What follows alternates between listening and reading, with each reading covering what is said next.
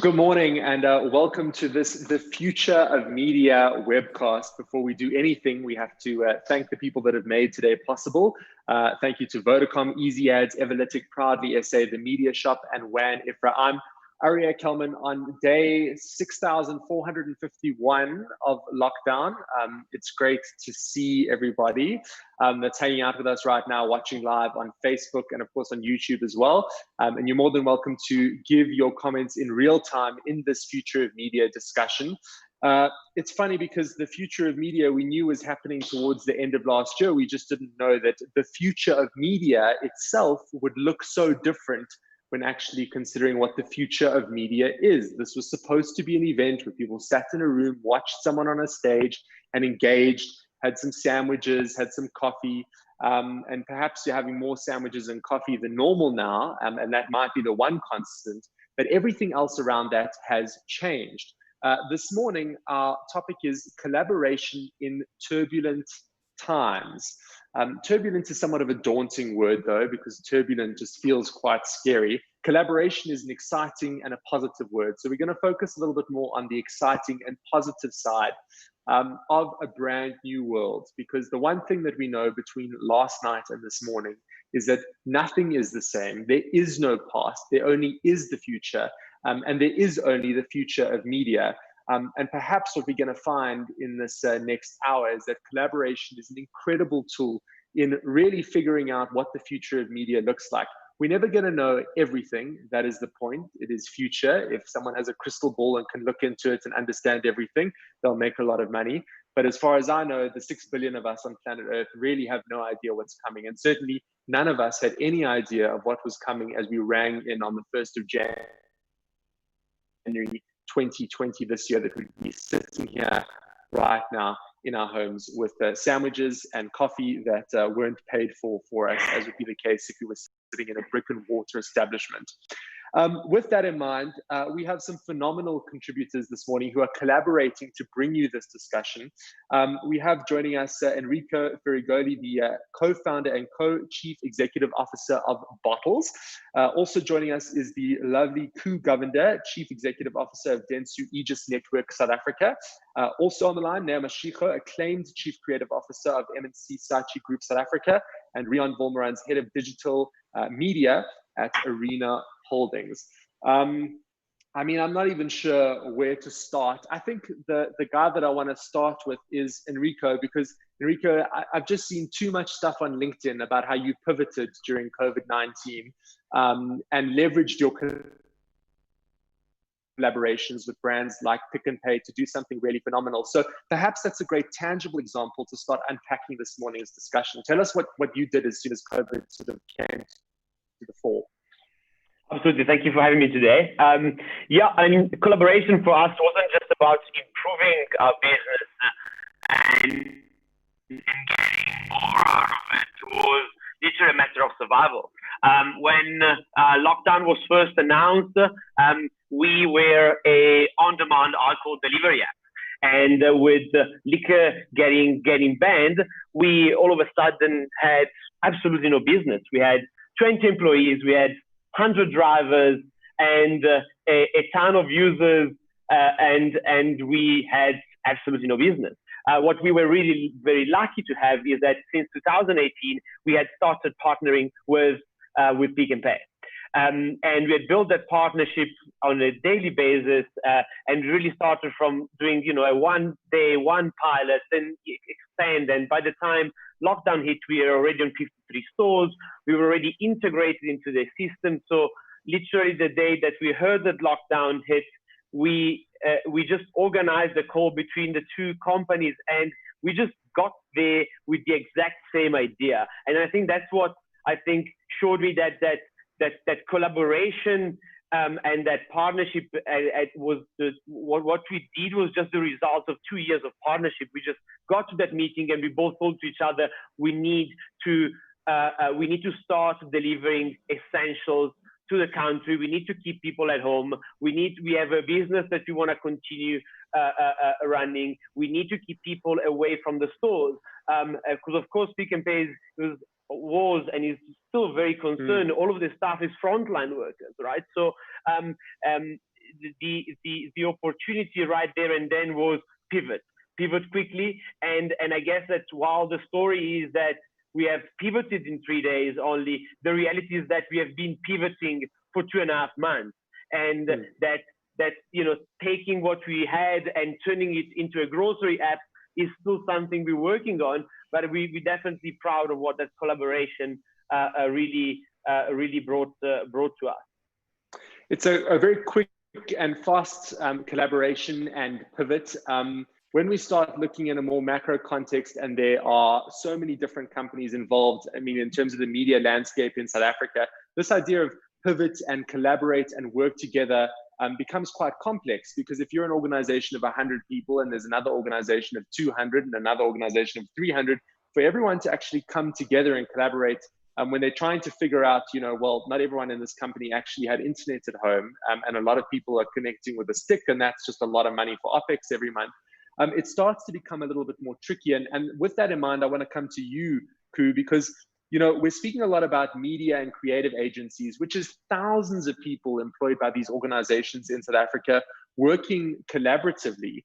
But do you not have to get your own house in order before you start working with another organization? How should media and creative agencies and brands be working together collaboratively when they're just trying to actually figure this out for themselves first? Okay. So the advertising industry is an ever-changing industry. Under these circumstances, we've got to constantly find better and different ways to communicate, captivate and convert, because that's what the advertising industry is all about. We need to provide the right guidance to our clients as consumer behavior is constantly changing. Example, how a consumer reacted to a brand 10 weeks ago is very different to how they react to a brand now. We as advertising and media industry need to understand how we add more value in the ecosystem for our consumers and the clients. And we need to assist our clients with innovation, as no one knows what's next coming. As an industry, we're in a unique position. We are very privy to insights, shifts, consumer behaviors, which gives us an opportunity to identify the optimal approach. Data and insights is a heart for creativity, which we need to work very, very closely with the creative agencies that creates more revenue or more return on investment for our clients. And from our media owner perspective, it's not only about leveraging discounts with our media owners, but also finding more innovative and effective solutions for our clients. And I think as an industry, we need to constantly collaborate, appreciate our talented people, because that's what's going to make us thrive and flourish and keep our industry sustainable. And I think the best things happen when we work together. And I love this in terms of our industry. I think we all need to take the moral ground of calling out great work, celebrating achievements, even if it's with our competitive media agencies and competitive brands as well, in the true spirit of collaboration. Now, what's happening on the ground, though, at a Financial Mail Ad Focus 2019 Partnership of the Year award-winning agency, along with many other awards that you can't see every day now because they're at the office and everyone's working at home. So the bookcase is actually gathering a little bit of dust. It is entirely different. I mean, a lot of people will argue that great creativity comes from sort of tighter contexts. But is that the case? Is that what you're finding at the moment? Is there better creativity because it's just a case of doing more with less, and that breeds great creativity?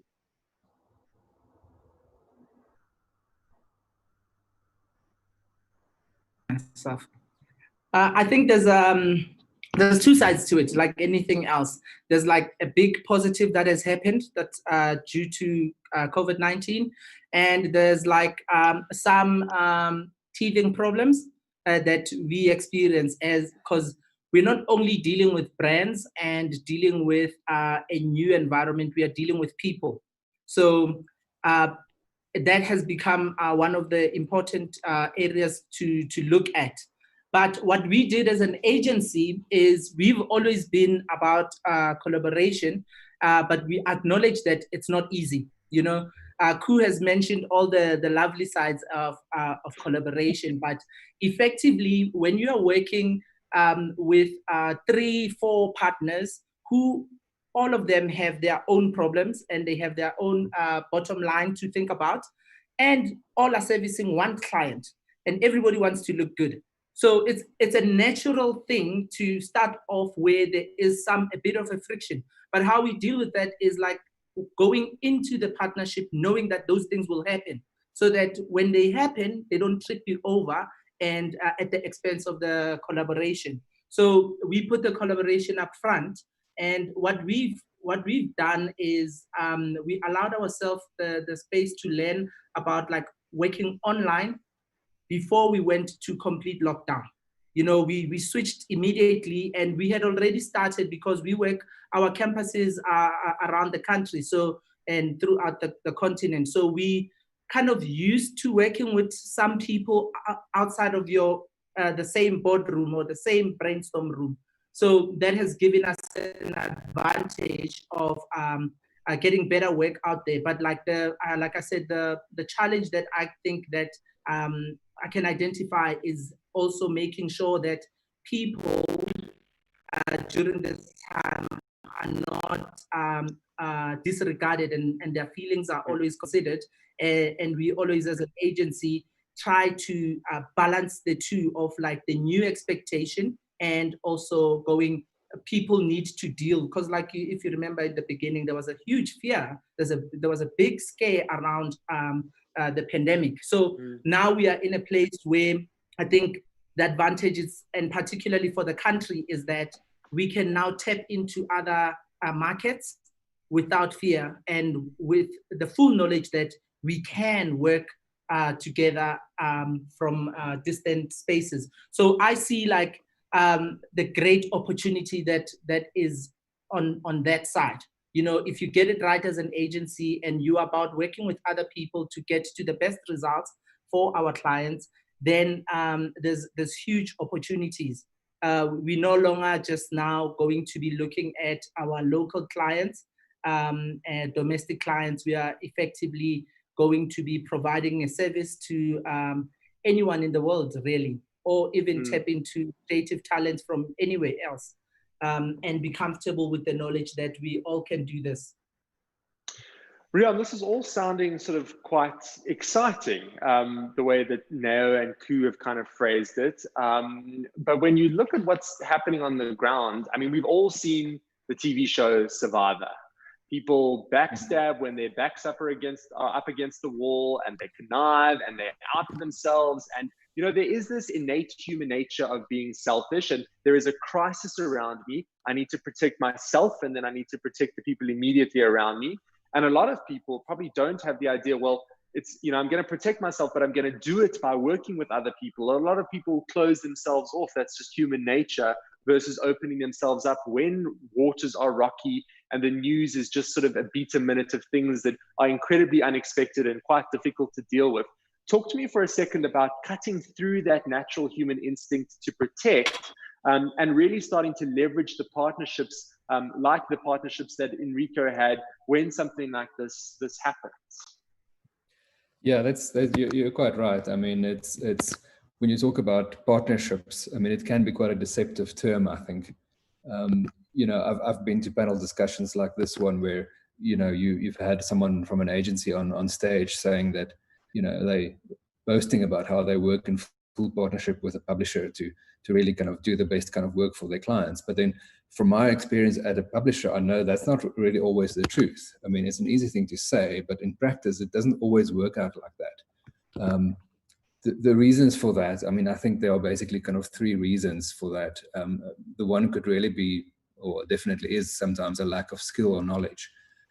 For example, we as a publisher might be dealing with an agency employee who, and on a native content campaign, but that person doesn't really understand content. So the needs we have to make this campaign work might not always come through as it should.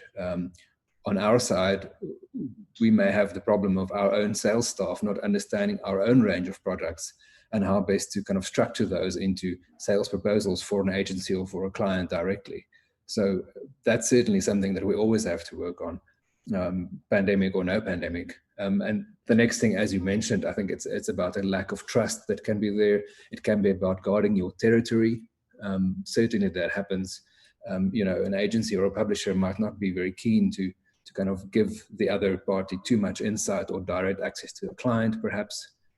But I mean, that's really counterproductive in many ways. It's really, I think, a case of whether you're an agency or a publisher. You have to acknowledge that the other party, there are some things that party can just do better than we can. So it's about knowing each other's strengths and kind of acknowledging that. And then, I mean, as I think Noah mentioned, sometimes it's just about complexity. I mean, it's sometimes can just be very difficult to align everyone in the same way. So, and I mean, and that was in the world before the pandemic. I mean, now, I mean, really, the pandemic struck, we had a severe drop in marketing and ad spend affecting agencies and publishers alike. On our side, we certainly in the past couple of weeks seeing a few green shoots, a bit more activity, a bit more kind of money coming in from clients. But if we don't overcome these challenges, I mean, it's a completely new world out there. We have our clients, agency and publisher alike, being kind of devastated. They're all in financially difficult positions. So I'm imagining we are entering a world where clients would want to spend less for some time, but still get the bang for their buck. So, and if we don't work together from the agency and publisher side to reach those goals, then we'll be a bit lost. Also, it's a new consumer landscape. I mean, as you mentioned earlier in your introduction, if there's a world out there with much higher unemployment, many other new challenges, some of them quite positive. I mean, we saw a massive influx of people onto our digital channels during the lockdown. We've had record traffic on our websites during March and April, especially. I mean, the traffic records were so high, I don't think we're ever going to break them again, which is a bit sad. But I think there's a whole bunch of people who have just kind of cottoned onto, in a way, to digital media. And I mean, that's there to be exploited from both an agency and publisher side. So yeah, I mean, we have those challenges, but now more than ever, this is the time to fix those things and work together to make sure we all survive. Enrico, let's ask you as the client in the room. You're in your room now, you've got an acclaimed creative agency, you've got an acclaimed media agency, you've got an acclaimed publishing house, you have 25% less than what you had last year to spend. You kind of want to spend it with all three of them because they all do great work. You know, the things don't operate in isolation. You need good creative, you need great placement, you need strong content from the publisher. What is your word to three agencies in these three categories sitting in a room around the importance of them collaborating and then coming back to you, as opposed to you having individual conversations with each of them? Look, I think that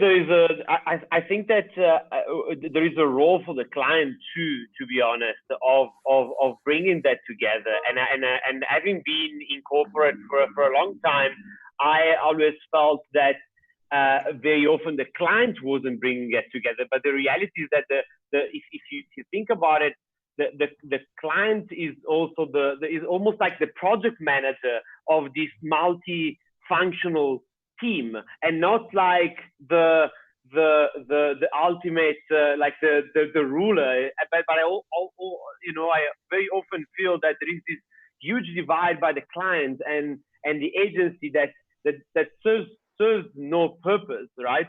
I think that I would add the client in this relationship of there is no trust. You're briefing a creative agency, you're briefing someone like me that has 20 years experience in creative, yet you think that you have a better idea than he does, and that's what he does every day, right? Or you go to a publisher and you tell him how he should be doing the things that he does every day. And I can go on, right? So for me, I think that the moment you try to remove the client from this relationship and this team, I think that then it's never going to work, right? Because I think that as the client, you have the opportunity to go to the media agency and tell them, well, I think that the creative person is right, but let's talk it through together. And I just always felt that thing that doesn't happen from a client point of view. When I moved from first moving to agency, that's probably the reason why I left agency after a couple of years. I just felt that I came with 8 to 10 years experience from a corporate background, understood what the client needs, yet I didn't get from the client what like the trust that I was trying to to do my best work in my best area of expertise. And if I bring it I bring it a little bit back to what the core of our business is and how we build this business. It's built on enormous trust of our main partners. We have logistic partners. They do all of our deliveries. We don't tell them how they should be doing it, and they don't tell us how we should be doing something else. And if we didn't have that, we wouldn't have never been able to scale to that level. The same way that Pick n Pay doesn't tell me how to drive my activities, and I don't tell Pick n Pay how to drive the retail stores and the store operations. And I think that somehow this work as a team culture that we have and we have with our partners somehow has broken in the agency, client, publisher, media role, and it is time to rebuild it, and it is time to bring the client in as part of the project as opposed to being the final decision maker only and the father telling other people what to do. I think, yeah, I mean, I couldn't agree more with what you're saying. I think one word that really starts coming to mind is synchronicity, and perhaps a lack of synchronicity in these efforts. Because, the reality is that hands down, there is a creative today that is on draft 15 of an advert that's now late. That the media agency really want that creative, but the client has given it to 15 different people in the company to sign off. The media agency's upset, the creative agency's upset, and then the publisher hasn't even received the thing yet. And these are the realities that we're dealing with. There's so many cooks in the kitchen. There's almost a lack of accountability perhaps on the client's side to say, I am the one person that the buck stops with. I decide the strategy. It's, a lot of collaboration that happens on client side. We know that a TV advert has to go through 50 different people before it finally gets to the people. And those processes are long. And the immediacy of the currency with which we operate today, in terms of getting content out there, it just doesn't feel like, draft 59 of something actually means anything when it's just a post on Instagram. So is there an underlying issue that COVID or not really needs to be addressed? And now, as the guy that's probably had 59 reverts of a piece of creative that just went onto Instagram and someone scrolled past, talk to me a little bit about, are there too many cooks in the kitchen client side? I think there are too many cooks in the kitchen everywhere. It's not just client side. And I think agencies that work well, agencies that have managed to allow people to have the responsibility over the work and streamline it so that it doesn't take forever to come out. Allow people space and to lead. When you've entrusted people with leadership, give them that space to do it. So it mustn't get like sign-offs from 5 people from the agency, and then we complain that there's sign-off from client side of 10 people. There's that. And I think even with brands, I've worked with different brands where getting an approval is easier, the work is better.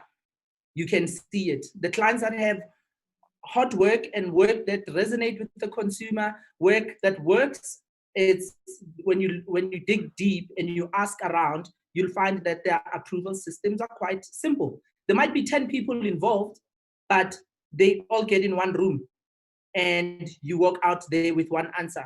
When you're presenting to the team that's responsible, you present to the team. You're not starting off at number 9 and then you're getting to 7 and then you're getting to 4 and then you go back to 7 because there's a change that happened, So those things, once you streamline that and make it easier. So I think with everything that we do, we should be aiming to make it as simple as possible. even our communication, the same way we fight as agency to make our communication simple. Let's not have 10 bullet points about this one thing. Let's yeah. And I mean, sometimes you don't have a choice because, COVID-19 comes along and that's your plan, that you had this idea for this beautiful out-of-home campaign and you had this idea for this great radio piece, and you had all your events and your activations lined up for the year. And you really want to be rigid on that plan, on those 10 bullet points. And sometimes the world doesn't actually allow you to be that slow and to do that many changes and tweaks to something. You have to just get it out there. I mean, the one thing that in this new digital world moves at the speed of light, because it is the speed of light, is the internet. And I want to pick up on this question from Prabith, and it's a question for Ku. Ku, you spoke a lot about data and insights playing a critical role going forward. Can you just unpack a little bit more about how advertisers and media agencies can build and enhance capabilities in that space? Because we've got the data immediately. We know the media should go here straight as COVID-19 hits. We know we've got to take money out of events. We know we've got to take it out of home. But sometimes we can't actually match the data and get it to the audience because we don't have the actual stuff yet. So do you want to just unpack that a little bit more for us? So for me, the conversation was data and insights is the heart to creativity. But the most important thing, and I'm hearing this, so I feel like I'm playing the neutral person here, is that we all in partnership and we all got to do what's right for the client. And knowing we're in a very disruptive stage currently, and knowing what's happening in terms of clients are also customers are adapting at a fast pace. Are we as clients, media agencies, creative agencies, and media owners adapting to that phase as what our consumers are adapting? So I think it's very important in terms of data and insights to find out where our consumers are and how do we now engage with them from that medium perspective, be it from data and insights, be it from digital in terms of everybody's now spending online. Where are they? Because now people are searching more online, they're browsing more. What do we do? How do we attract them? So that is a very important thing, is people's shopping behavior or people's behaviors, consumers' behaviors have changed. And how do we now facilitate that change as the agency, and also from a place of speaking from a place of data and insights, which is factual? How do we navigate our clients to do the same thing in terms of taking the risk with us as well? So it's all about accountability as well, because it's not only the media agency or the creative agency, it's a partnership. If this is the new place, we all take the risk together and we all be accountable for that risk as well. And I mean, with that in mind, I don't know if anyone's had a status call with sort of clients or fellow agencies that said, well, let's kind of go back to basics here and really just evaluate what's actually happened to us. I think, and it's probably the natural sort of iteration of shock when you're going through something that is so different to such a shock to the system as what COVID-19 is you're kind of just trying to get out of it. And now as we move sort of further into it, strategy is going to become so important because we start getting all that data and getting all those insights. Rian, I guess the question is, and it's a question from Gordon Miller, and we can unpack it a little bit more, is do we have the skills for this? You spoke a little bit about a shortfall on skills in media. This is Gordon's question, including media sales. How much is Arena Holdings investing in media training? And additionally, what does media training look like when the textbook has gone out the window because everything's different? Yeah, that is actually, it's a very good question and a very good point to make. It's not something that certainly can be solved overnight. I mean, an interesting thing in how media companies, publishers have developed over the past few years is the need to have entire data teams on board. Certainly, I know that's the case. We have an actual data team focusing only on that in terms of monitoring, providing, setting up data structures, and kind of providing inputs and insights to both the editorial side and the sales side of the business. And certainly the data that flows to the sales side is what then also goes to agencies and to clients. So those are skills that we've had to import into our publishing structures that we didn't need before in previous, in previous, well, ever previously. The next step is, it's fine, you have a data team, but it doesn't help if no one else in the business understands what they're doing or what they're saying, which is, people in publishing can be still very kind of print orientated sometimes, for example, and it doesn't help if you just send a 70-page report full of Google stats to an editor who then will open it, have one look and think, oh, I'm not understanding any of this, I'm just leaving it. Similarly with a salesperson, it doesn't help if my data analyst builds a beautiful campaign report for an agency, but then the actual salesperson who sends that report doesn't understand any of it. So that's certainly a need that we've identified internally. And we've just recently been having some talks about it again in terms of sharpening up our internal training around data and the interpretation of data, because often the people on our front lines on the commercial side are our sales executives. They are the people out there dealing with an agency, dealing with a client directly.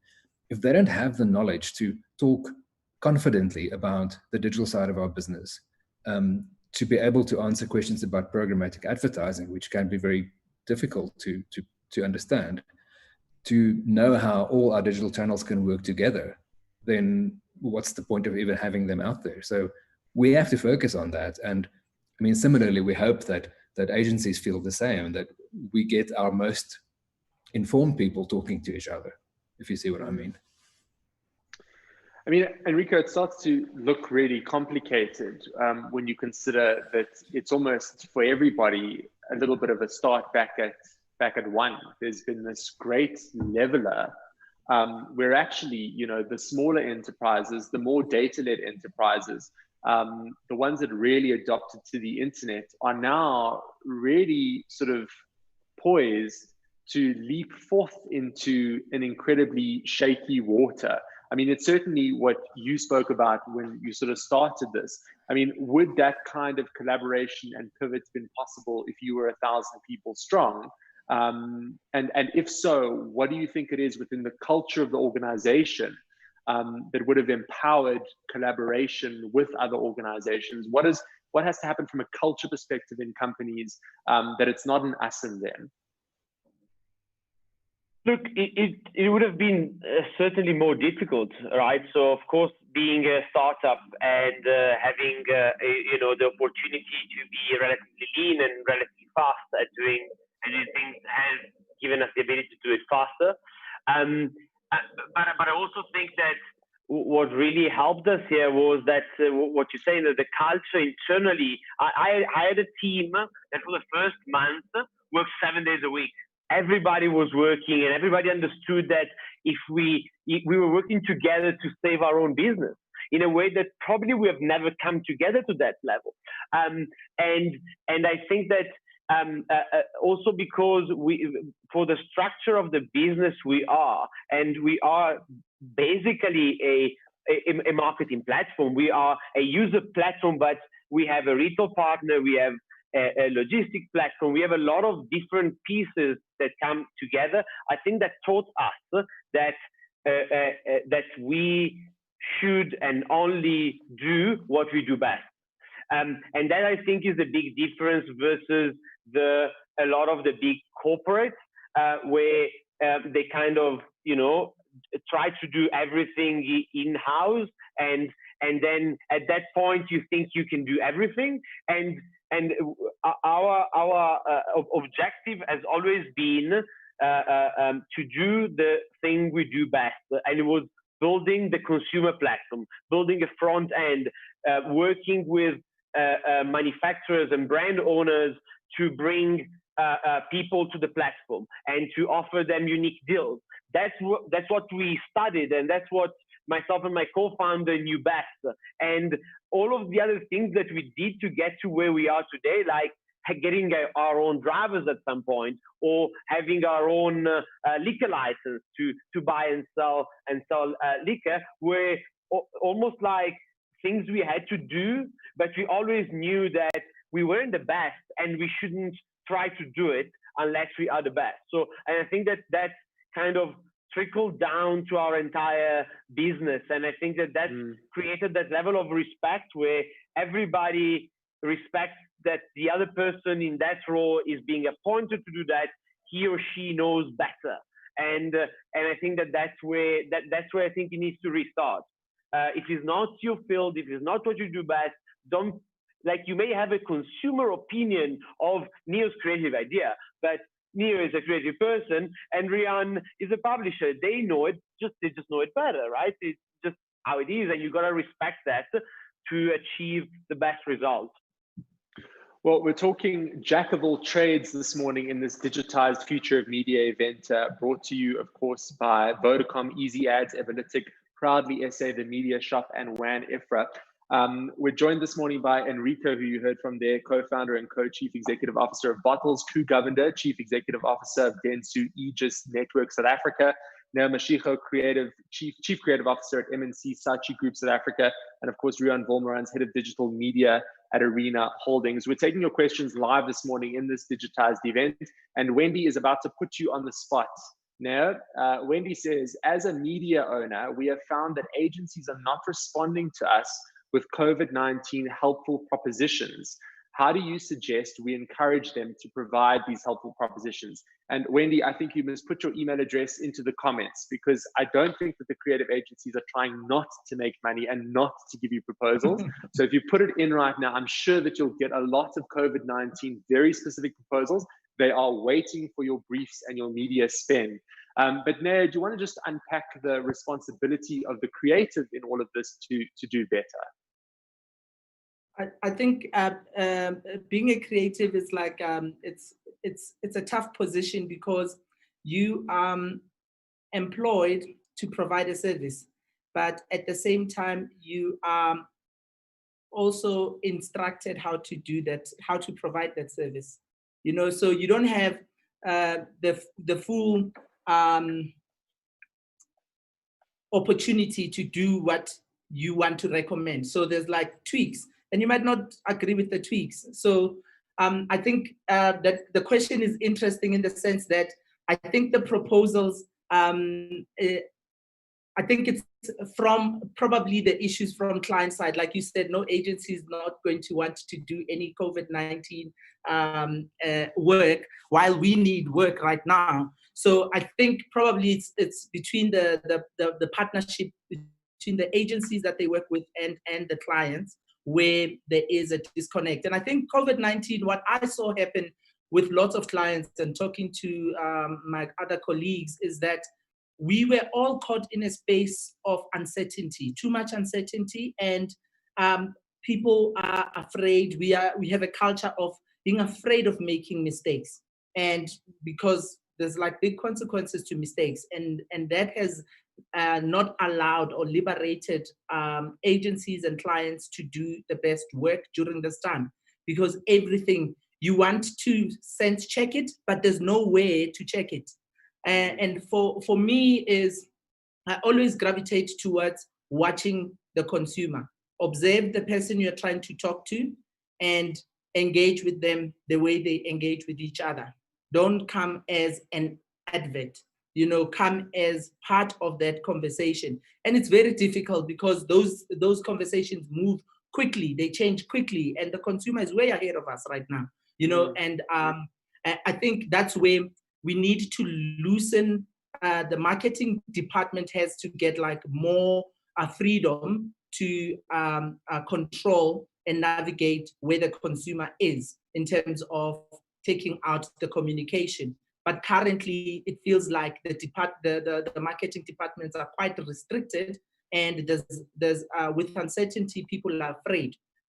Agencies, I can guarantee you that like the work is there, and I think most of the time it's like it was either too late to come out or changes happened quickly. And right now, what we're dealing with is the uncertainty of not knowing whether we're going to go back to level 4 or we're going to go to level 2. And all those differences changes the work. So you almost kind of like having to work twice. And I think to the person that asked the question, I'd say like try us. I haven't received that feedback from anyone yet.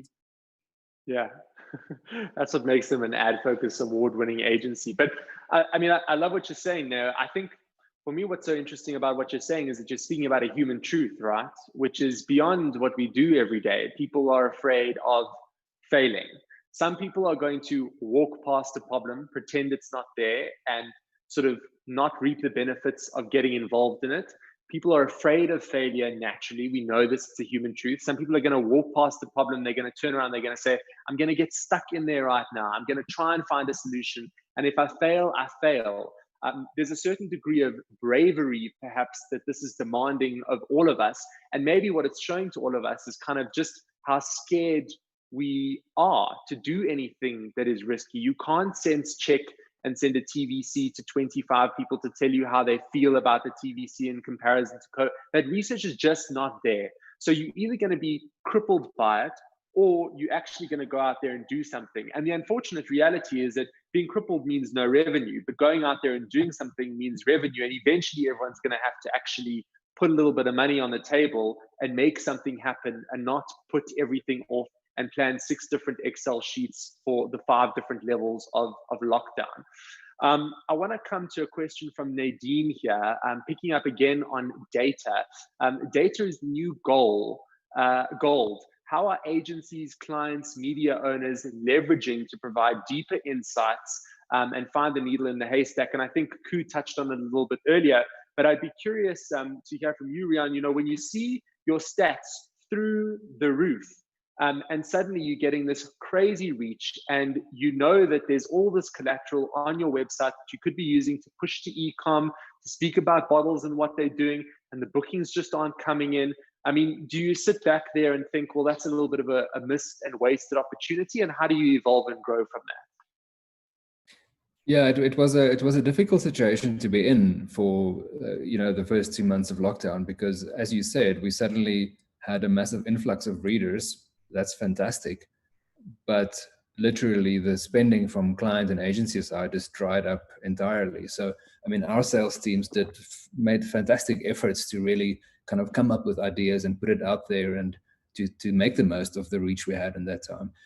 Since then, I mean, in May, we've seen our traffic going down again, which is very much following international trends. I mean, I've seen reports about, Google search traffic to COVID-related terms dropping by the end of March again by more than 40% in Europe. American websites traffic returning to pre-COVID levels, during end of April, May. So it wasn't going to last, but I think we did try to make the most of that kind of reach as during that time as we could. I mean, we had a campaign called United Depart, where people could send in their COVID videos, of which we found sponsors for, and I mean, we had fantastic reach on that campaign, because we had so many good numbers of visitors to our sites, and it was a very topical thing to do. So we roped in sponsors, and it was a very successful campaign. We got more than 1 million video views, for example, with sponsor branding and messaging around that. So we certainly acted quickly to try to make the most of it. It was just unfortunate that, we were caught in the intersection of massive digital interest and a severe lack of spending at the same time. I mean, it's definitely a conversation for another day, but it is worth mentioning that those media organizations that have really started to capitalize on increased, in this case, in the instance of television, eyeballs, when they do start putting squeeze backs onto presidential addresses, come under huge fire from people on Twitter who immediately say, well, that's insensitive. So you've got the eyeballs, but then you can't put the squeeze back. So it actually, it's very difficult to navigate those waters. You're never going to satisfy everyone. It's interesting. If I can just add to that, I think it's also important to note that, I mean, you mentioned reach, and when reach is your objective, that's fantastic. We can do that. We've always got Times Live, which reaches like 7 million people a month. It's great. But I mean, we've really been focusing on fine-tuning our audiences that we offer to agencies and to clients, because ultimately it's not really about the numbers so much as about reaching the right people. So, and by slicing and dicing our audience offering across our websites, creating audience segments, that's more valuable for us. Ultimately, if you're an advertiser, those are the people you want to talk to, and they may not be 6-7 million of them, but we can still give you a smaller audience. So it doesn't necessarily mean that if our overall reach is bigger, that we can offer a better deal to you. We may already have what you're looking for. We're talking collaboration in turbulent times in this special Future of Media digitized event. Rian was speaking about it there, that people are searching for COVID less. We're in level 3 now. Hopefully we're going to move to level 2, hopefully not back to level 4. This word recovery is going to start playing somewhat of a role in our day-to-day lives. I guess the trick is, if you break your pinky heals and it's your pinky again. In this case, we've broken our pinky, but we don't know what the new finger is going to look like, because it is all very different. So, Koo, when we start speaking about the word recovery, 1, what does it look like? And 2, how important is collaboration going to be to propel that recovery? So firstly, we're charting through unnavigated territory. So there's no textbook or playbook to say when this is going to happen. So based on the prognosis from majority of economists is things may return to normal by the end of 2021, which means a slow rate of... You said that far too politely. Let's just take a second. They say that by the end of 2021. All right, cool. Now that we've taken that all in, Koo, continue to tell us about the recovery that's taking place in 18 months. which means this should be treated as a marathon and not as a sprint. And I think, and I'm going back to my point on consumer and insights in terms of how we should be recovering. So we definitely need to look at consumer insights and data analytics to target specific consumer experiences with their needs, because their needs have really changed. Also for me is we need to make sure our digital customer experiences gives us the attributes that gives us that unique opportunity. And this is where, the reason I'm saying this, because this is where collaboration definitely comes in. We need to use our creativity in ways on how to engage with our customers digitally and to create memorable brand experiences, because we're not going to have activations or experiential experiences in a long time. So how do we create it digitally to create those memorable experiences, but engaging with our consumers and also being relevant as brands? I think it's very important right now to be completely relevant to our consumers as well. And also to protect our brand for now and for it to be sustainable. It's the future of developing our customer experiences. So for me, I believe the lockdown has transformed the way our customers have behaved. So we also got to adapt collaboratively in terms of how we now engage with our consumers from a recovery perspective. Well, we have to start landing this plane. This is quite a nice question with which to do it from Akil, who says, how can relatively new small agencies get in touch to collaborate with larger agencies that are well established? Now, is the email inbox open? Can people start getting in touch with you, or are you still trying to get some of your stuff together, or is the email inbox always open? It's always open. And I think that for smaller agencies, it's always, we work with ideas. So if you think that you have something that will be of value to a client, I think the best way to engage is to engage through their agencies. And if that idea is something that is of use to the client, then I think that the agency is more than willing to work and engage with the smaller agencies. And sometimes, like, I think there's the other opportunity for engagement is like where you find that smaller agencies that don't have enough work, and there might be an overflow of work, and you could come together, like form a partnership, like where it will be mutually beneficial to both agencies in terms of rates of people. Instead of having to pay for people who aren't doing anything, it's better to have them at a lesser rate and partner with someone that has a need for some of your resources. I think we need to start to have those conversations, and particularly during this time, and allowing other businesses to survive. I think most bigger agencies will be willing to do that. But as we all know, that right now, all the money is shrunk, and everybody's trying to manage and see how we can all survive. But I think there is an opportunity for agencies to partner to ensure everyone's survival. Rian, I'm going to ask you one final question before I ask everyone else a final question, and that is the term survival of the fittest and the term collaboration in turbulent times, and just your closing thoughts on those two statements next to each other on a page. Wow. Okay. I mean, survival in the media industry is a touchy topic at the moment. As we all know, we've seen some very sad, the sad demise of many of our fellow kind of titles in the media industry already, and I do fear that even if we go into recovery mode now, it's the rate of recovery might be such that we may see other failures in our industry. So it's survival of the fittest for sure. But how do we become the fittest or how do we become in the best shape to survive? Certainly that can only be done by working with partners like agencies, and by making sure that whatever we offer to an agency or a client directly is really doing the job. I mean, it's now more than important than ever. We have to be quick. We have to be clever in what we do. We have to adapt quickly. And in a world that we don't quite know what it's going to look like. So we can't do it alone. I think that's certainly for me is a big takeout here. Enrico, your closing thoughts in 60 seconds as a guy that did adapt very quickly and got everyone to adapt with him. The personal conversation that has to happen when you wake up in the morning and you look in the mirror around understanding and not mourning for the past, but being excited about a very different looking future. Yeah, look, I think it's an opportunity. It's an opportunity to revisit business models. It's an opportunity to build something different and stronger. Something like Rian said, right?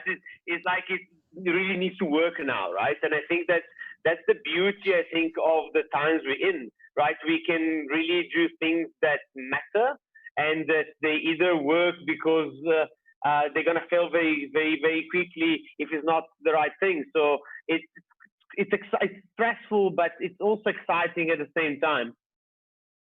Koo, just before we wrap things up with the final question to Neo, I mean, it's such a broad question. These questions are so broad. I mean, there's going to be textbooks about each of the questions that we've asked today in 2-3 years from now, at the end of 2021, when everything goes back to normal. But sort of just in 30 seconds, your advice to everybody in media and in marketing right now, wondering about the future of media and how they draw a paycheck from it every month. Sure. So during my readings, I stumbled on something, and I want to reflect on this right now. So the Chinese word for crisis is one for danger and one for opportunity. And I believe this is the time for opportunity. And we all very unsure. We all unsure about the future. We navigating uncharted territories right now. But I think we'll never get this chance in a long while to actually stop, to reset, reflect, and refocus on what's important.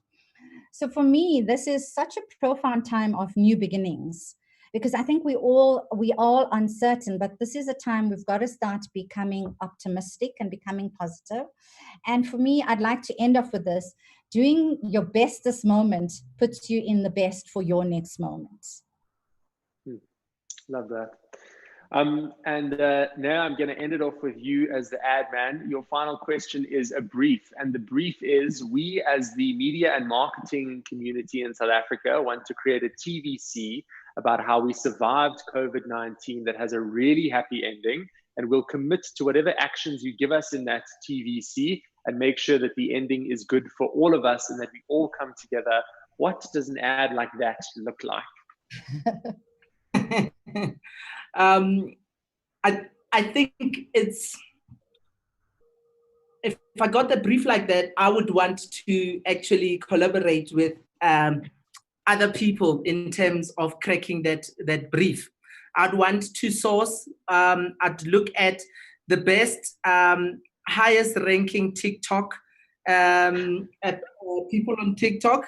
I take the top 10, and then I would take from the music industry, I would take one of the A-listers. In fact, even go for somebody who's just made a new hit, and I want them to work on that brief and then put my creatives on that job.